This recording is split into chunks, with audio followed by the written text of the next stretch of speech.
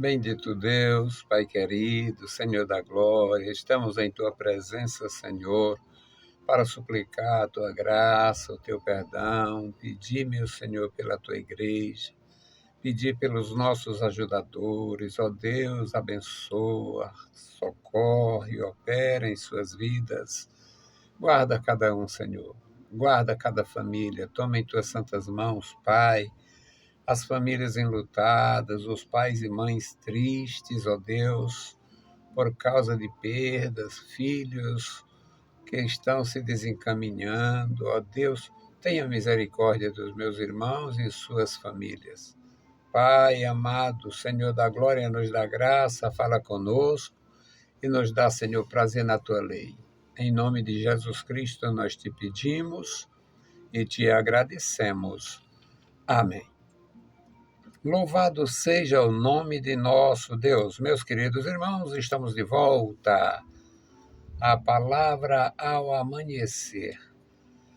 É bom meditar, é bom pensar e é bom conhecer a natureza de Deus, as vitórias concedidas ao seu povo.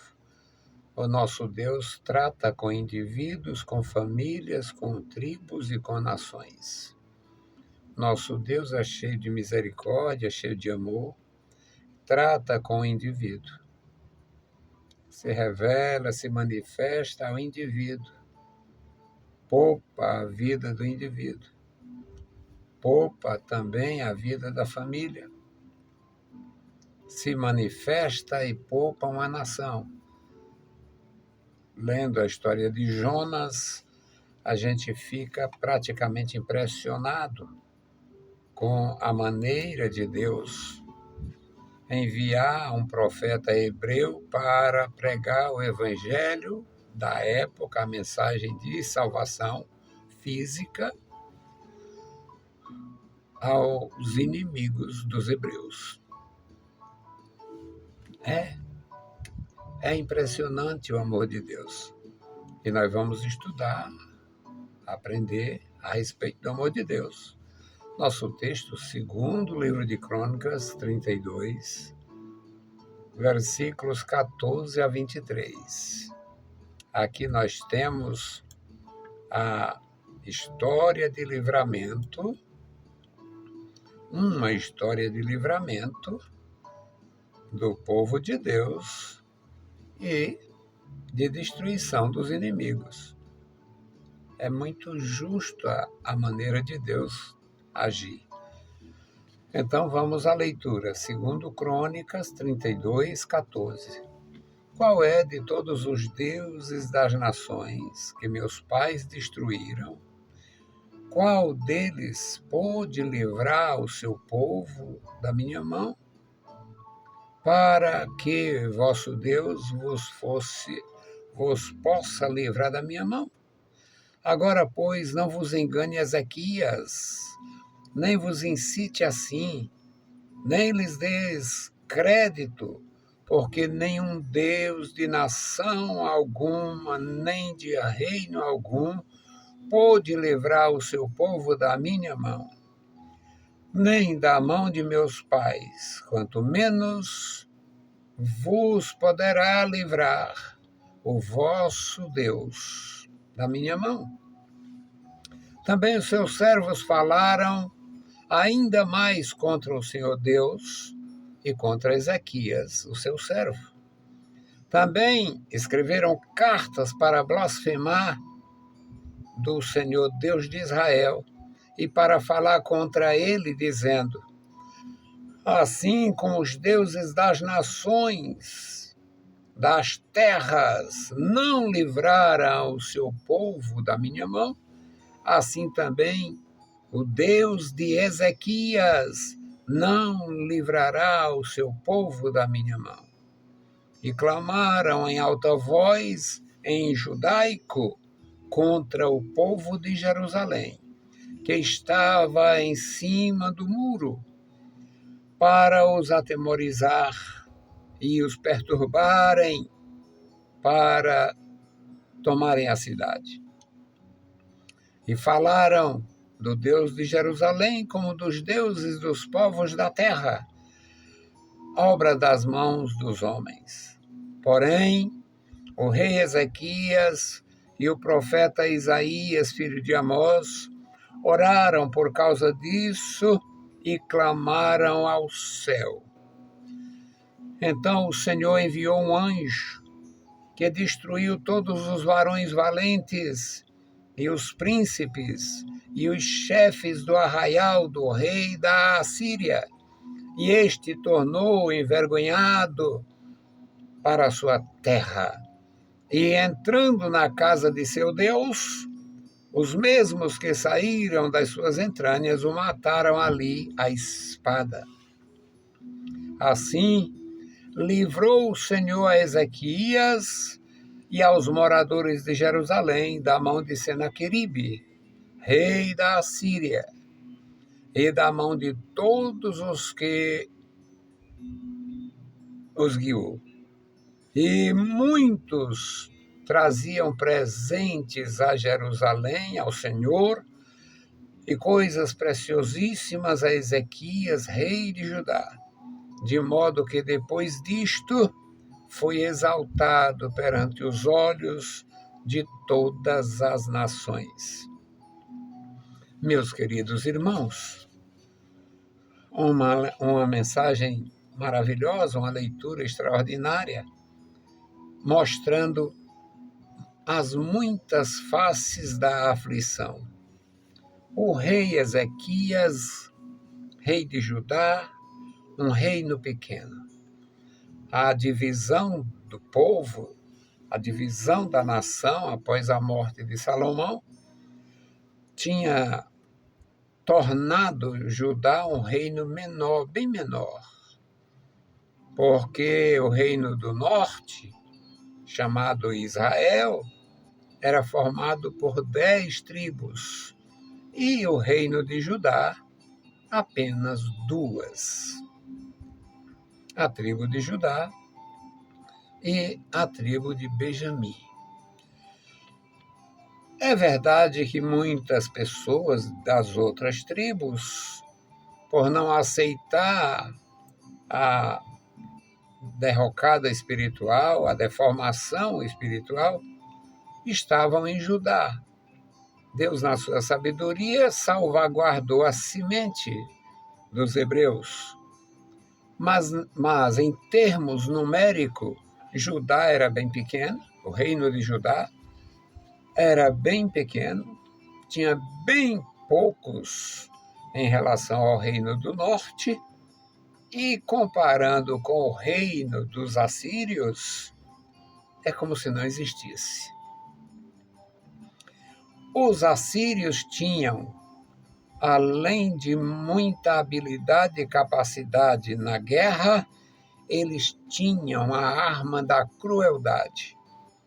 Eles humilhavam, eles castravam os homens, eles esfolavam vivos, tiravam parte do couro, tiravam parte da pele das pessoas.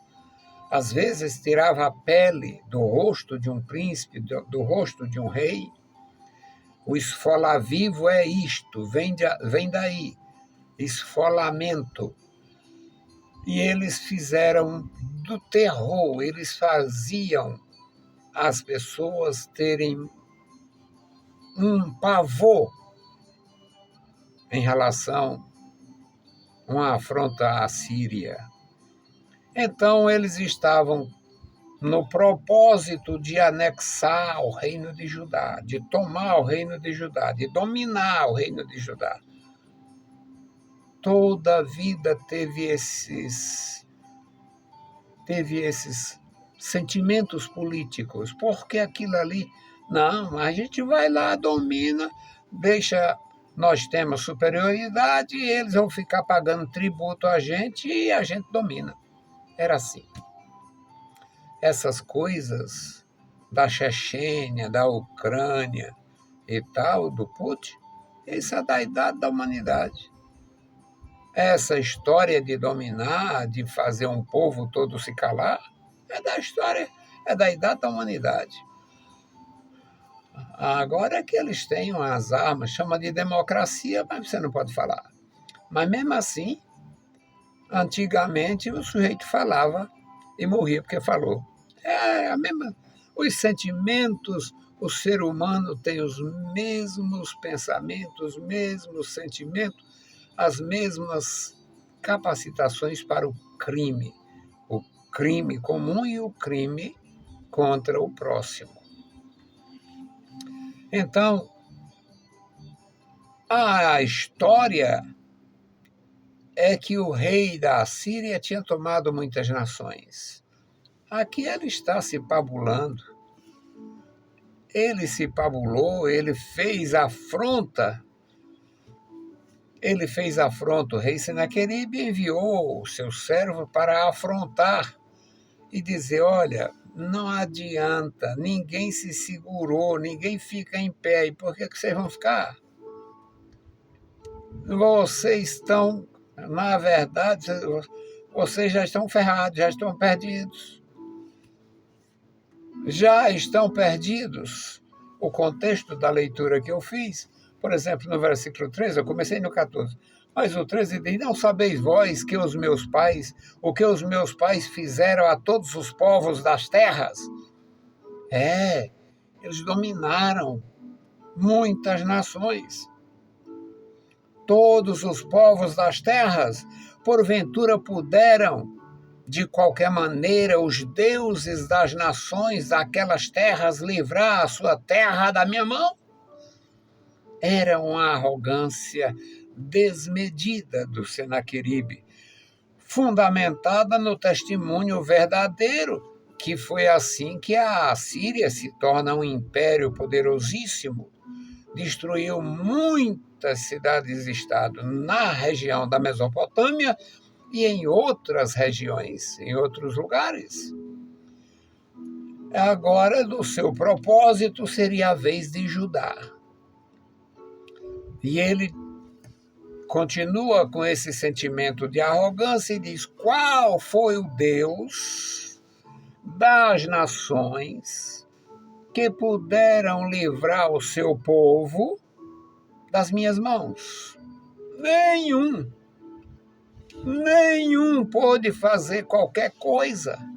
Então não vos engane, Ezequias. Ezequias está blefando, está enganando, ele sabe que ele está perdido. Não vos engane, Ezequias, nem vos incite, nem descrédito a Ezequias, porque nenhum Deus de nação alguma, nem de reino algum, pôde livrar o seu povo da minha mão. E não vai ser agora. Então, o Deus de vocês também não pode, não. No versículo 16, o teor ainda continua. Também seus servos falaram ainda mais contra o Senhor Deus e contra Ezequias. Eles tinham vindo outra vez como a embaixada: olha, faça aliança conosco, mas não era aliança, era se sujeite, se dobre, se prostre. E na outra vez que eles ameaçaram, houve um pedido. O rei disse: olha, que eles falem na língua deles, vocês interpretam. O rei não estava presente. Eles falam na língua deles e vocês, que têm a informação, traduzem para nós. Quando falaram isso, eu disse: não, isso é conversa, nós fomos instruídos a dizer na língua de vocês para todo mundo ficar sabendo, não tem segredo não. Vamos dominar isso aqui, tomar tudo. Bom, aí subiram, as pessoas ficavam naquele lugar como se fosse um estádio, em cima dos muros, tendo acesso para saber o que ia acontecer. E eles falaram em hebraico, blasfemando do Senhor Deus de Israel. Blasfemaram à vontade contra Deus. E no versículo 17 diz: assim como os deuses das nações das terras não livraram o seu povo da minha mão, Assim também o Deus de Ezequias, olha, para blasfemar mesmo, para ofender o rei Ezequias. Assim também o Deus de Ezequias não livrará o seu povo da minha mão. Isso na língua dos judeus, na língua hebraica. Aqui no texto que eu li diz em judaico, a língua hebraica. Falaram a língua dos judeus contra o povo de Jerusalém. E o povo estava lá no muro, assustado. E eles falaram e perturbaram mesmo aquela sociedade. Perturbaram, falaram do Deus de Jerusalém, comparando com os deuses das terras, os deuses pagãos.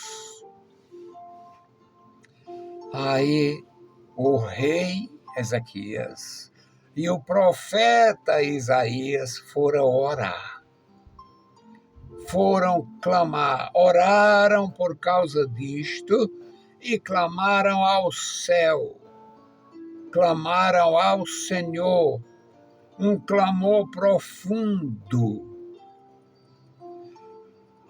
E Deus resolveu. No versículo 21 diz que o Senhor enviou um anjo que destruiu todos os varões valentes, ou seja, uma coisa que aconteceu recente, uma nação marcou uma reunião com os importantes líderes da outra, um reino terrorista, e aquela nação que tem tecnologia marcou a reunião com os líderes do reino terrorista e matou uns 20 de uma vez só. Deu uma pancada daquele sistema.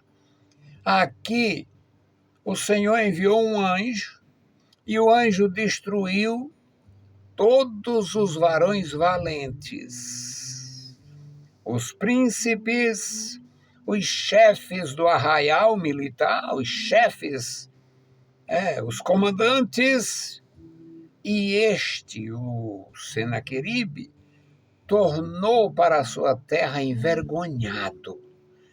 Aí foi rezar na casa do seu Deus, o Adramaleque, o nome do Deus dele lá, parece que era este, e 2 filhos foram rezar mais ele. Na verdade, não queriam rezar, queriam matar, e mataram ele. Os 2 filhos, um acertou, um matou, e o outro, que estava cúmplice, fugiu também. Os 2 fugiram para o Ararat, na região da Armênia atual. E aqui a gente fica ouvindo só isto. Foi o Senhor que enviou um anjo e fez este livramento. No livro do profeta Isaías, no capítulo 37, nós ficamos sabendo, através do profeta, que foram mortas 185 mil pessoas. Além das lideranças, morreram a soldadesca, morreram muitos soldados, 185 mil pessoas. É de abalar qualquer movimento de guerra, qualquer acampamento militar. Se você orar, você vai vencer. Quando a gente ora, a gente tem vitória. Então vamos orar. E a minha intercessão hoje é pelas famílias em aflição, por causa de enfermidade, por causa da violência e por causa das necessidades. Bendito Deus, Pai Santo, Pai querido que estás nos céus, nós te louvamos, bendizemos, agradecemos pela tua bondade. Obrigado, meu Senhor, pela revelação de Jesus Cristo. Obrigado pelo perdão dos nossos pecados. Obrigado pela comunhão profunda que temos com o Pai, o Filho e o Espírito Santo. Obrigado pela igreja. Obrigado, meu Senhor, pelos meus irmãos. Obrigado pelos nossos alunos, ex-alunos, meus filhos na graça. Obrigado, meu Senhor, pela nossa colocação na nova igreja, Senhor, te servindo com amor, com os teus servos aqui. Amado Senhor, Deus bondoso, guarda os meus irmãos. Agora te apresentamos as famílias enlutadas, as famílias em aflição, famílias, meu Senhor, que estão necessitadas, que tiveram, meu Senhor, seus benefícios cancelados. Ó Deus, tenha misericórdia daqueles que estão muitas vezes sem poder comprar daí seu alimento. Amado Pai, Deus Todo-Poderoso, opera na igreja, opera em cada vida, no meu coração, nos nossos corações. Em nome de Jesus Cristo nós te pedimos. Amém. Meus queridos irmãos, a paz do Senhor e bom dia.